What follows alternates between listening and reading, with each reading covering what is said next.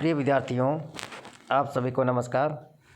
आप सभी का पुनः स्वागत, अभिनंदन मेरे YouTube channel are chemistry class में। ये अपनी क्लास BSc पार्ट 3 अकार्बनिक रसायन की है। हम लोग पढ़ रहे हैं बायो इनऑर्गेनिक केमिस्ट्री। और बायो इनऑर्गेनिक केमिस्ट्री का जनरल इंट्रोडक्शन हमने पहले के लेक्चर्स में पढ़ लिया है, प्रीवियस लेक्चर में। आज हम इसके अदर टॉपिक्स जो कि इम्पॉर्टेंट भी है, इसके बारे में हम डिस्कशन करेंगे। आज का हमारा टॉपिक है धात्विक पोरफायरिन। जैसा कि नाम में यहाँ पता चल रहा है कि ये पोरफायरिन है और वो भी धातु का।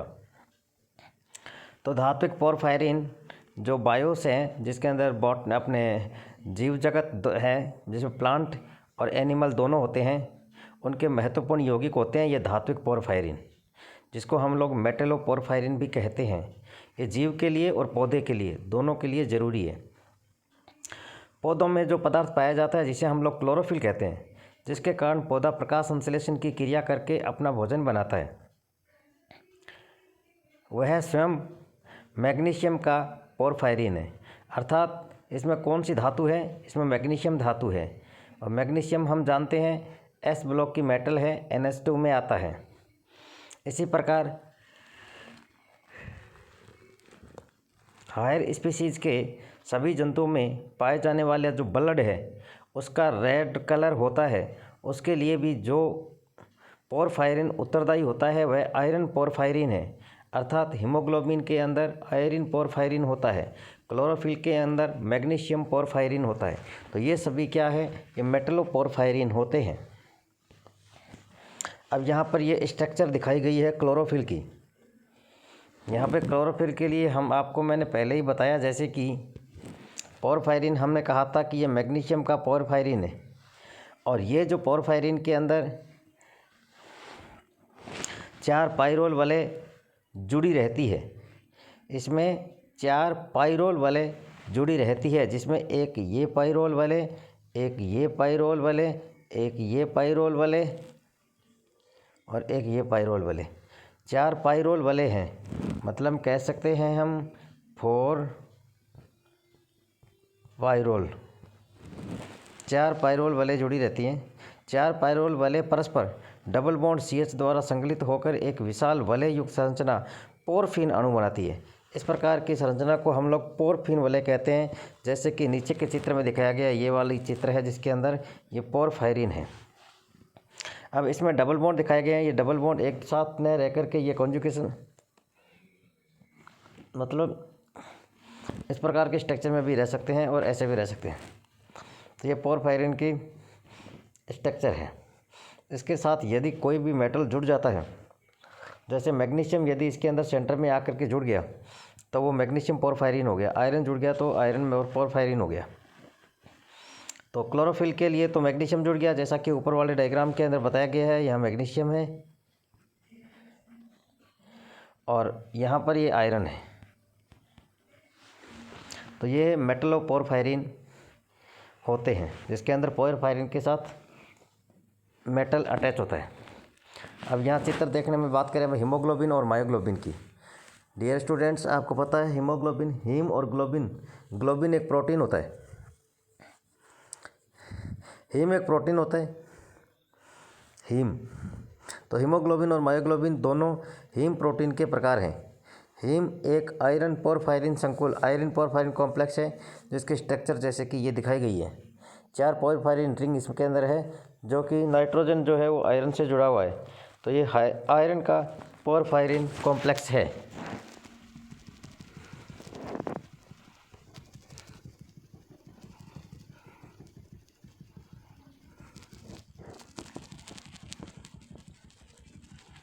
डियर स्टूडेंट्स,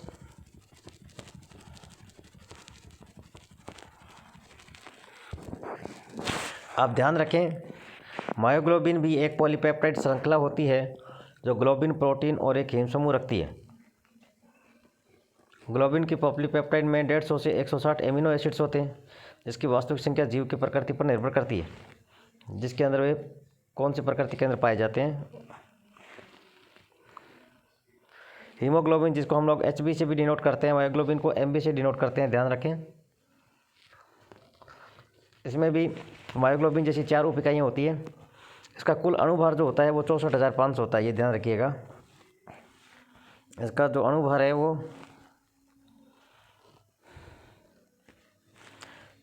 64,500 होता है।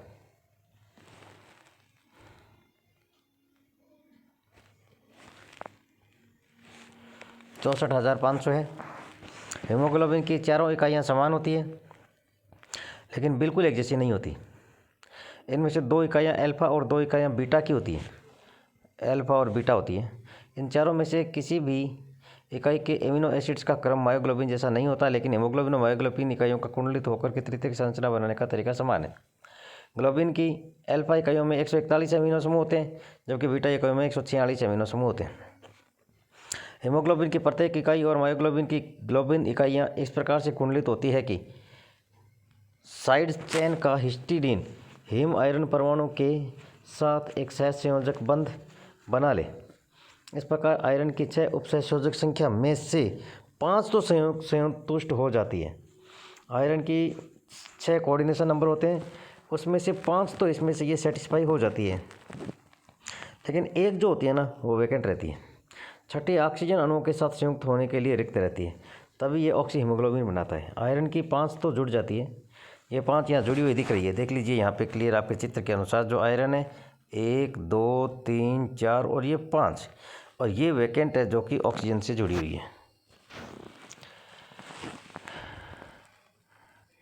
छठी ऑक्सीजन अणुओं के साथ संयुक्त होने के लिए खाली रहती है, अथवा जल के अणुओं के साथ दुर्बल बंध द्वारा बंधी रहती है। इस प्रकार हीमोग्लोबिन के हीम आयरन परमाणु के तल एक और हिस्टिडीन से तथा दूसरी तरफ ऑक्सीजन अणु के साथ जुड़कर अष्टफलकीय के आकार में अपनी 6 उपसहसंयोजक संरचना को संतुष्ट कर देता है। तो ये 6 ऑक्सीजन की इसके आयरन की ऑक्सीडेशन स्टेट्स हैं। यहाँ आयरन जो है वो +2 ऑक्सीडेशन स्टेट्स में है। हीमोग्लोबिन और मायोग्लोबिन दोनों में हमारे शरीर के लिए महत्वपूर्ण होते हैं। हीमोग्लोबिन तथा मायोग्लोबिन के मुख्य कार्य ऑक्सीजन का परिवहन, ट्रांसपोर्टेशन ऑफ ऑक्सीजन, शरीर के विभिन्न अंगों तक ऑक्सीजन को ले जाने का कार्य हीमोग्लोबिन का होता है, तथा भंडारण का, स्टोरेज करने का कार्य भी होता है। ये कई पदों में पूरा करते हैं। नंबर 1 की बात करें या ए में बात करें, जब हम सांस लेते हैं तो ऑक्सीजन वायुमंडल से हमारे फेफड़े में जाती है, और फेफड़े में जाने के बाद ये ऑक्सीजन हीमोग्लोबिन से जुड़ करके ऑक्सी हीमोग्लोबिन बनाती है, जिसे हम लोग HbO2 भी कहते हैं। ब्लड सर्कुलेशन के साथ यह ऑक्सी हीमोग्लोबिन शरीर की विभिन्न कोशिकाओं में पहुंचता है। कोशिकाओं में ऑक्सी हीमोग्लोबिन अपने ऑक्सीजन मायोग्लोबिन को दे देता है। ये ध्यान रखने वाली बात है। कोशिकाओं में जो ऑक्सीजन है वो हीमोग्लोबिन के साथ पहुंचता है ऑक्सी हीमोग्लोबिन बन करके, और ये वहाँ पहुँच करके कोशिकाओं में पहुँच करके जो ऑक्सीजन हीमोग्लोबिन लेके जाता है, हीमोग्लोबिन उन ऑक्सीजन को मायोग्लोबिन को ट्रांसफ़र कर देता है। मायोग्लोबिन में ये ऑक्सीजन सुरक्षित भंडार के रूप में रहती है, स्टोरेज के रूप में रहती है। कोशिका के विभिन्न मेटाबॉलिज्म रिएक्शन के लिए जैसे जैसे ऑक्सीजन की आवश्यकता पड़ती जाती है, मायोग्लोबिन उसे देता रहता है। हीमोग्लोबिन, नेक्स्ट बात करें, हीमोग्लोबिन किसी अन्य एमिनो एसिड्स के साथ कोशिकाओं में मेटाबॉलिज्म प्रक्रिया में बनी हुई CO2 को इकट्ठा करके उसे ब्लड सर्कुलेशन के साथ फेफड़ों में पहुंचाता है, तो ये CO2 को वापस भेज देता है। फेफड़ों में गैसों के आंशिक दाब में अंतर के कारण, ये यहाँ ध्यान रखने वाली बात है, बिल्कुल स्टूडेंट्स यहाँ ध्यान रखना, यहाँ प्रेशर की बहुत ज़रूरी होती है।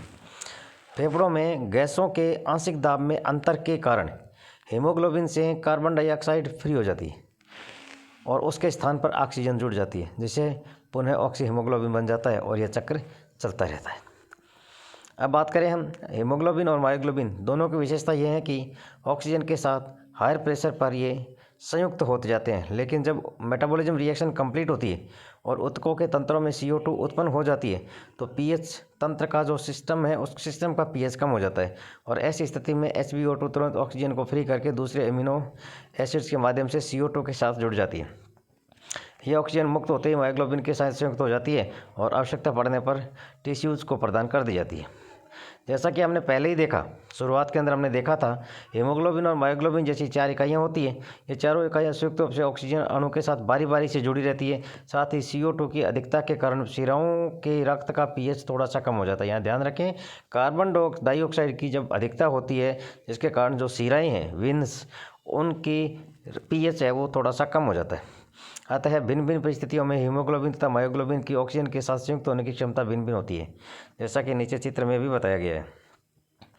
अब यहाँ पर देखिए, मायोग्लोबिन और हीमोग्लोबिन के लिए ऑक्सीजन संतृप्तता वक्र मांसपेशियों का, यहाँ शिरा है जो वेनस है उसका पीएच है 7.2 में ऑक्सीजन का आंशिक दाब कम करते समय तथा आराम करते समय काफ़ी अलग अलग होता है, जबकि धमनियों का पीएच होता है 7.4। इनमें कोई अंतर नहीं होता। अब ये ग्राफ दिया गया है, देख लीजिए, यहाँ पर शिरा और धमनी दोनों दिए गए हैं। पीएच दे रखा है 7.4, पीएच दे रखा है 7.2। इसमें एक हीमोग्लोबिन है और एक माइकोग्लोबिन है। ये ग्राफ खींचा गया है ऑक्सीजन के आंशिक दाब प्रेशर पे और दूसरा है परसेंटेज अनसेचुरेशन पे। इसमें पहले तो शिरा रक्त है और दूसरा धमनी रक्त है।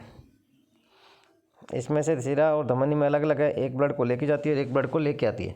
जो लेके जाती है अलग कोशिकाओं तक, उसमें तो हीमोग्लोबिन ऑक्सीहीमोग्लोबिन रहता है, और वापस जो लेके आती है वो कार्बोक्सी हीमोग्लोबिन के रूप में कार्बन डाइऑक्साइड लेके आता है Hb, और कार्बन डाइऑक्साइड ला करके फेफड़ों को दे देता है। फेफड़ों में दाब के कारण ऑक्सीजन शरीर से बाहर निकल जाती है, कार्बन डाइऑक्साइड शरीर के बाहर निकल जाती है।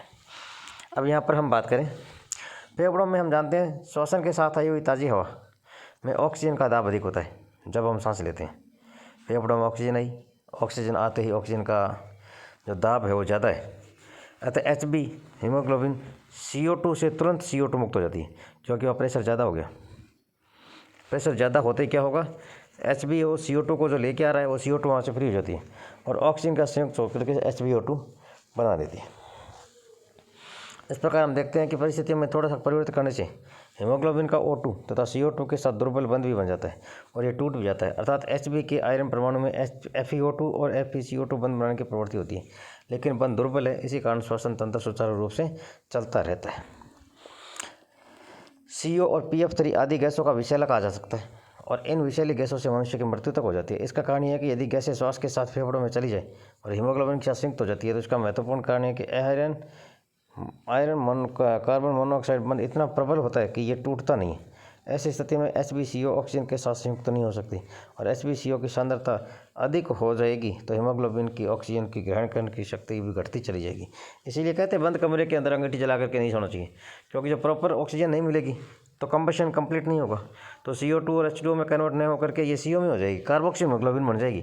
और ये कार्बोक्सी हीमोग्लोबिन CO जो है, कार्बन मोनोऑक्साइड जो है, वो कार्बन शरीर में चली जाएगी और Hb के साथ जुड़ करके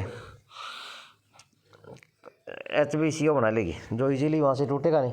तो Hb फ्री नहीं होगा, फ्री नहीं होगा तो Hb ऑक्सीजन को लेकर के अपने अलग अलग उत्तकों तक, कोशिकाओं तक ऑक्सीजन को नहीं पहुँचा सकती, जिसके कारण वहाँ पर जीव जंतु की मृत्यु तक हो सकती है।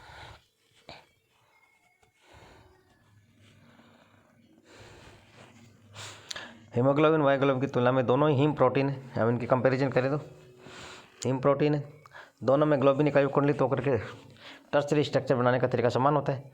मायोग्लोबिन में 150 से 160 एमिनो एसिड समूह युक्त पॉलीपेप्टाइड श्रृंखला ग्लोबिन प्रोटीन और एक ही हीम समूह होता है, जबकि हीमोग्लोबिन में ग्लोबिन प्रोटीन की 4 इकाइयाँ होती है। इसमें 2 अल्फा एकम में 141 अमीनो समूह होते हैं, जबकि शेष 2 में बीटा में 146 होते हैं। हीमोग्लोबिन रक्त वाहिकाओं के रक्त में होता है, शरीर में ऑक्सीजन और कार्बन डाइऑक्साइड का परिवहन का कार्य करता है, जबकि माइकोग्लोबिन कोशिका उत्तकों में विद्यमान रहता है, जो कि स्टोरेज का कार्य करता है, वहीं रहता है। हीमोग्लोबिन ऑक्सीजन के साथ संयुक्त होकर के ऑक्सीहीमोग्लोबिन बनता है, वह बड़ी आसानी से ऑक्सीजन को फ्री कर देता है, वापस हीमोग्लोबिन में जाता है, अतः HbO2 बंध दुर्बल होता है। इसके विपरीत मायोग्लोबिन ऑक्सीजन के साथ अधिक प्रबल बंध बनाता है, यह केवल तब मुक्त करता है जब ऑक्सीजन की आवश्यकता होती है। हीमोग्लोबिन शरीर में ऑक्सीजन की नियमित सप्लाई करता है, जबकि मायोग्लोबिन ऑक्सीजन के भंडार के रूप में कार्य करता है, केवल आपातकालीन में ही ऑक्सीजन उपलब्ध करवाता है।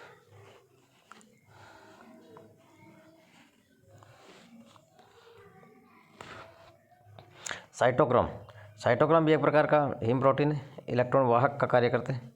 यह जीवन ऑक्सीजन के संबंधित है, एबायोटिक है, तब उसमें साइटोक्रोम पाए जाते हैं। ये कई प्रकार के होते हैं, जिस वर्गीकरण ABC आदि में किया जाता है। ये साइटोक्रोम C इसमें दिखाया गया चित्र में। इनका आयरन परमाणु Fe2 Fe3 के मध्य परिवर्तित होता रहता है और इसी प्रक्रम में इलेक्ट्रॉनों का स्थानांतरण होता रहता है। इस प्रकार से इलेक्ट्रॉन वाहक का कार्य करता है। हेमेरिथ्रिन्स निम्न श्रेणी के कुछ जलीय जंतुओं में ऑक्सीजन परिवहन के लिए हीमोग्लोबिन नहीं पाया जाता। कई नियमित श्वसन तंत्र भी नहीं होता। शरीर की पूर्ण त्वचा ही श्वसन के कार्य को संपन्न करती है, जिसमें हेमेरिथ्रिन पाए जाते हैं। एंजाइम हीमोग्लोबिन का कार्य हेमेरिथ्रिन करते हैं। यह आयरन के प्रोटॉन, लेकिन इनमें पोरफायरिन की संरचना नहीं होती। साइटोक्रोम सी की और हेमेरिथ्रिन की कई बार स्ट्रक्चर पूछी जाती है, आप लोग याद भी कर लीजिएगा। और अब आगे हम बात करेंगे क्षार एवं क्षारमर्दक धातुओं के जैविक भूमिका। अब इसके अंदर एक सोडियम पोटेशियम पंप जो है ना, उसके बारे में थोड़ा सा पढ़ लीजिएगा। ये थ्योरी है। सोडियम आया, पोटेशियम दे दिया, एक दूसरे के अलग अलग सिस्टम है इसमें। क्षार धातु Na+, K+ आयन तथा क्षारीय मर्द धातु Mg+, Ca+2 आयनों का जीवन में अत्यधिक महत्व है। रासायनिक दृष्टि से सोडियम और पोटेशियम आयन परस्पर समान है। मैग्नीशियम और कैल्शियम आयन भी परस्पर समान होते हैं, लेकिन जैविक दृष्टि से इनकी भूमिका एक दूसरे से अलग अलग है। सोडियम कैल्शियम आयन कोशिकाओं के बाहर जीवद्रव्य में स्थानांतरित होते हैं, जबकि पोटेशियम मैग्नीशियम आयन कोशिकाओं के भीतर होते हैं। ध्यान रखें, सोडियम और कैल्शियम तो कोशिका के बाहर है और पोटेशियम और मैग्नीशियम कोशिका के अंदर है। सेल्स लगभग 70 एंगस्ट्रॉम मोटी सेल वॉल अथवा सेल मेम्ब्रेन द्वारा ढकी रहती है। सेल मेम्ब्रेन के द्वारा, जीव में सेल मेम्ब्रेन होती है, प्लांट में सेल वॉल होती है। सेल वॉल प्रोटीन की बनी होती है। सेल वॉल प्रोटीन की बनी होती है, जो लिपिडों सामान्यतः फॉस्फोलिपिडों पृथक रहती है। इन लिपिड में से आयन गुजरनी जब तक कि इनकैप्सुलेशन न हो। इस प्रकार से कोशिका को घेरे हुए आयन कोशिका भित्ति के कार्बनिक लिपिड विलेशियल सतह बनाते हैं। अधिकांश जंतु कोशिकाओं के भीतर K+ आयनों की सांद्रता लगभग 0.15 m होती है। यहाँ ध्यान रखें, मोस्टली जो एनिमल सेल है, जंतु कोशिकाएं हैं, उनके अंदर K+ आयनों की जो सांद्रता है वो लगभग 0.15 m होती है, जबकि कोशिकाओं के बाहर इनकी सांद्रता होती है 0.004 m। तो अंदर ज़्यादा है और बाहर कम है। इसी प्रकार सोडियम आयन सांद्रता कोशिकाओं के भीतर तो लगभग 0.11 m होती है, जबकि कोशिकाओं के बाहर इसकी सांद्रता होती है 0.15, जो कि बाहर ज़्यादा होती है। सांद्रता के इतने अधिक अंतर को बरकरार रखने के लिए कोशिकाओं में सोडियम पोटेशियम पंप कार्य करता है। इन आयनों के ट्रांसपोर्टेशन के लिए आवश्यक ऊर्जा को ATP, जिसे हम एडिनोसिन ट्राइफॉस्फेट के नाम से जानते हैं, कि हाइड्रोलिसिस द्वारा प्राप्त किया जाता है। इस प्रकार के ट्रांसपोर्टेशन के लिए मस्तिष्क एवं गुर्दे लगभग 70% ऊर्जा को ATP से प्राप्त करते हैं। कुछ कोशिकाओं में प्रत्येक जल अपघटित APTP अणु 3 Na+ आयनों को कोशिका से बाहर निकाल देता है, जबकि K+ व H+ की कोशिका के भीतर धकेल देता है। कोशिकाओं के भीतर ग्लूकोज मेटाबॉलिज्म, प्रोटीन संश्लेषण एवं कुछ एंजाइमों की सक्रियता के लिए K+ आयनों की आवश्यकता पड़ती है। ग्लूकोज और एमिनो एसिड्स का कोशिकाओं के परिवहन Na+ आयनों के साथ युग्मन होता है और सांद्रता के अधिक अंतर से यह समर्थित होता है। इस प्रकार कोशिकाओं के भीतर गए Na+ आयन पंप द्वारा बाहर निकलते हैं। कोशिका भित्ति की त्वचा के एंजाइम Na के एटीपेज Na+ K+ पंप के रूप में कार्य करते हैं। यह माना जाता है कि कोशिका भित्ति में बड़े बड़े प्रोटीन फैले रहते हैं, जिन पर सोडियम प्लस और पोटेशियम प्लस दोनों के लिए स्थान रहते हैं। जब इसकी बाहरी दीवार K+ से व भीतर की दीवार Na+ से पूर्ण हो जाती है, तो इसमें सारे K+ आयन अंदर की ओर मुक्त हो जाते हैं और Na+ बाहर की ओर मुक्त हो जाते हैं। इस प्रकार सारे K+ आयन अंदर मुक्त हो जाते हैं और Na+ बाहर की ओर चले जाते हैं। इस प्रकार Na+ और K+ के परिवहन के लिए एक घूमने वाले दरवाजे रिवॉल्विंग डोर की भांति व्यवहार करता है। जबकि सोडियम और पोटेशियम की सांद्रता का पर्याप्त अंतर होता है, तो यह क्रम पंप उत्क्रमणीय ढंग से कार्य करता है। अब कैल्शियम आयनों की भूमिका भी यही है, ज़रूर पढ़ लीजिएगा। अब नाइट्रोजन फिक्सेशन है ना, ये बहुत ज़रूरी होता है प्लांट्स के लिए। नाइट्रोजन फिक्सेशन के बिना प्लांट्स की प्रोग्रेस नहीं होती। नाइट्रोजन फिक्सेशन कैसे होता है? नाइट्रोजन फिक्सेशन मुख्य रूप से 2 प्रकार से हो सकता है, एक तो बायोटिक और एक एबायोटिक। बायोटिक होता है, वो तो नाइट्रोबैक्टीरियम जो बैक्टीरियाज होते हैं उनके कारण होता है। अर्थात वो क्या करते हैं, मिट्टी को ही जो चने की जड़ों में पाए जाते हैं ये बैक्टीरिया, तो ये क्या करते हैं, नाइट्रेट्स बनाते हैं, नाइट्रेट्स जो पौधों के लिए ज़रूरी होती है। और एक जो नेचर होता है ना, नेचर के द्वारा भी होती है। तो इसके अंदर भी अलग अलग मेथड्स है, जिसमें पहली बात करेंगे हम लोग बर्कलैंड विधि द्वारा नाइट्रिक अम्ल का निर्माण। जब वायु को विद्युत आर्क में प्रवाहित किया जाता है तो वायुमंडल नाइट्रोजन ऑक्सीजन पर करके नाइट्रोजन ऑक्साइड बनाते हैं। जैसे N2O2 नाइट्रिक ऑक्साइड बना दिया, नाइट्रिक ऑक्साइड ऑक्सीजन की क्रिया करेंगे तो NO2 बना दिया, और NO2 H2O और O2 से क्रिया करेंगे तो NaCO3 बना देंगे। हैबर के द्वारा अमोनिया बन जाएगी N2H2O के साथ, और ओस्टवाल विधि के द्वारा नाइट्रिक एसिड का निर्माण भी हो जाता है। कैल्शियम साइनामाइड से कैल्शियम साइनामाइड, सोडियम नाइट्रोजन की क्रिया कैल्शियम कार्बाइड से करेंगे तो कैल्शियम साइनामाइड बन गया। और इसी प्रकार से नाइट्राइट्स भी बनेंगे। प्रकृति में नाइट्रोजन का स्थिरीकरण किस प्रकार से होता है वो हमने कह दिया। लेग्यूमिनेसी परिवार के जो बैक्टीरियाज होते हैं, जिसको हम राइजोबियम बैक्टीरियाज कहते हैं, जो नाइट्रोजन को स्थिरीकरण कर सकते हैं। ये कारण है कि हमारे गेहूँ की फसल के साथ साथ चने की फसल उगाने की परंपरा रही है। चना लेग्यूमिनेसी परिवार का सदस्य है, जिसकी जड़ें नाइट्रोजन का स्थिरीकरण करके ज़मीन में उर्वरक शक्ति को बढ़ाती है। तो इसी प्रकार से ये ध्यान रखिएगा। और एनवायरनमेंट के अंदर भी नाइट्रोजन फिक्सेशन होता है। तो इसी के साथ ये हमारा चैप्टर है वो भी कंप्लीट हो गया। आप लोग नोट्स भी बनाएं और नोट्स बनाने के साथ साथ में आप लोग असाइनमेंट भी कंप्लीट करें। इसके साथ ही ये क्वेश्चन भी आपको दे दिए गए हैं। महत्वपूर्ण प्रश्न है, अति लघुत्तरात्मक भी है और ये लघुत्तरात्मक भी है और ये निबंधात्मक भी है। ये सारे के सारे आपके इसी चैप्टर से रिलेटेड क्वेश्चन है, जिसका हम लोगों ने पढ़ा बायो इनऑर्गेनिक केमिस्ट्री। आज आपका बायो इनऑर्गेनिक केमिस्ट्री भी चैप्टर ख़त्म हो गया। आप लोग पढ़ें और अपना ध्यान कंप्लीट अपने आप पर फोकस करें। बीएससी थर्ड ईयर है, आगे अच्छे परसेंटेज आपके बनेंगे तो आपको एमएससी में एडमिशन भी मिल जाएगा और उसके बाद नेट जेआरएफ करेंगे, कॉलेज प्रोफेसर में आ सकते हैं। इसके अलावा बीएससी करने के बाद आरपीएससी, यूपीएससी जैसे एग्ज़ाम्स भी आप क्लियर कर सकते हैं, लेकिन इन सब के लिए आपको काम करना पड़ेगा, जो कि आपको मेहनत करनी ही पड़ेगी। Thank you so much.